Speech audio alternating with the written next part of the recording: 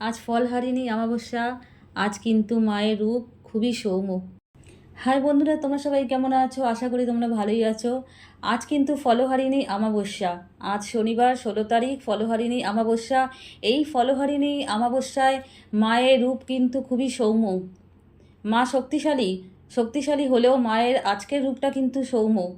সুতরাং আজকের দিনে তুমি মায়ের থেকে যা চাইবে, মা কিন্তু তোমার মনের আশা পূরণ করবে। অনেক সময় দেখা যায় না, আমাদের মনে অনেক রকম আশা থাকে, আকাঙ্ক্ষা থাকে, চাওয়া পাওয়া থাকে, আমাদের ইচ্ছেগুলো ফুলফিল হয় না অনেক ট্রাই করার পরেও। আমরা কি করি, অনেকে অনেক সময় দেখেছি অনেকজনকে মন্দিরে গিয়ে কোনো সেই সুতো দিয়ে ঢিল বেঁধে আসে। মনের কামনা যখন পূরণ হয়, আশা আকাঙ্ক্ষা যখন পূর্ণ হয়, তখন সেই ঢিলটা গিয়ে আবার খুলে আসে। মানে পার্টিকুলার সেই ঢিলটাই খোলে না, অন্য একটা ঢিল খুলে আসে মনের বাসনা পূরণ হলে। ঠিক এই ফলহারিণী অমাবস্যাতেও তুমি যদি তোমার মনের বাসনা পূরণ করতে চাও, তোমার যেটা ইচ্ছে মানে হচ্ছে না, কোনো একটা কাজ আটকে আছে, মায়ের কৃপায় কিন্তু এই কাজটা হয়ে যাবে আজকের দিনে তোমাকে মানসিক করতে হবে, মায়ের কাছে মানত করতে হবে, যেটা বলে। যেই ফলটা তোমার সবচেয়ে প্রিয়, যেই ফলটা খেতে তুমি খুবই পছন্দ করো, সেই ফল দিয়ে আজকের দিনে মায়ের পুজো করতে হবে। মায়ের পুজোতে কোনো মন্দিরে যদি পুজো হয়, সেই ফলটা নিয়ে যাও, ফলটা নিয়ে গিয়ে মায়ের অঞ্জলি দাও, পুজোতে দাও সেই ফলটা। আবার সেইটাই তুমি একটা ঘরে নিয়ে আসো, একটা ফল সেখান থেকে এনে তুমি তোমার কাছে রেখে দাও সেই ফলটা। গঙ্গায়ও দিতে পারো বা তুমি রেখে দিতে পারো সেইটা। যতক্ষণ না মা তোমার মনে সেই আশাটা পূরণ করছে, যেইটা তুমি মনে মনে আশা করেছিলে যে মা আমার এই আশাটা পূর্ণ করো, যতক্ষণ না পূরণ করছে ততক্ষণ কিন্তু তুমি এই ফলটা রেখে দিও। মা মনের আশা তো অবশ্যই পূরণ করবে। মা কখনো সন্তানদের খালি হাতে ফেরায় না, এটা আমার দৃঢ় বিশ্বাস।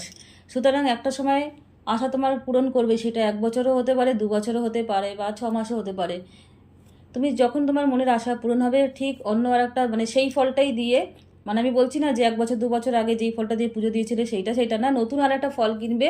হ্যাঁ, যেটা তুমি মায়ের পুজোতে দিয়েছিলে, সেই ফলটাই আবার কিনে যখন তোমার মনের আশা পূরণ হবে আবার পুজো দেবে।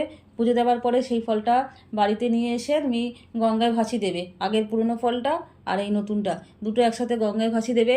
মনে রাখতে হবে, যতক্ষণ না মা তোমার মনের আশা পূর্ণ করছে, ততদিন কিন্তু তোমার এই ফলটা খাওয়া চলবে না।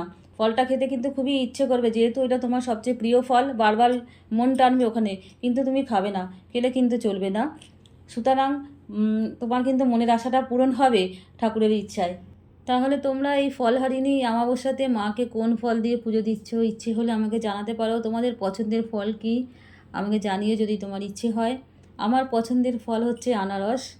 হচ্ছে তুমি যে এই যে মানসিকটা করলে বা মানতটা করলে, এই মানতটা করার পরে হাত গুটিয়ে চুপচাপ বসে থাকলে কিন্তু হবে না। মাকে কিন্তু রিমাইন্ড করাতে হবে বারবার। রিমাইন্ডটা কীভাবে করাবে? তোমার আরাধনার মাধ্যমে করাবে, তোমার ভক্তির মাধ্যমে, তোমার পুজোর মাধ্যমে কিন্তু করাবে। তোমাকে কিন্তু অনবরত মায়ের আরাধনা করতেই হবে। কিন্তু তুমি ভাববে আমি মানসিক করে আসলাম, হাত গুটিয়ে বসে রইলাম, তাহলে কিন্তু চলবে না। তোমাকে আরাধনা অবশ্যই করতে হবে। তোমার মনের কামনা পূরণ হয়ে যাওয়ার পরেও কিন্তু তোমাকে কন্টিনিউ আরাধনা করতে হবে, কারণ মা যেমন দিতে পারে, মা কিন্তু সেরকম ছিনিয়েও নিতে পারে। জয় তারা, হর হর মহাদেব, জয় গুরু বামদেবের জয়। আশা করি তোমাদের সবার ভালো লাগলো ভিডিওটা। এতক্ষণ আমার সাথে থাকার জন্য তোমাদের সকলকে ধন্যবাদ। Thanks for watching.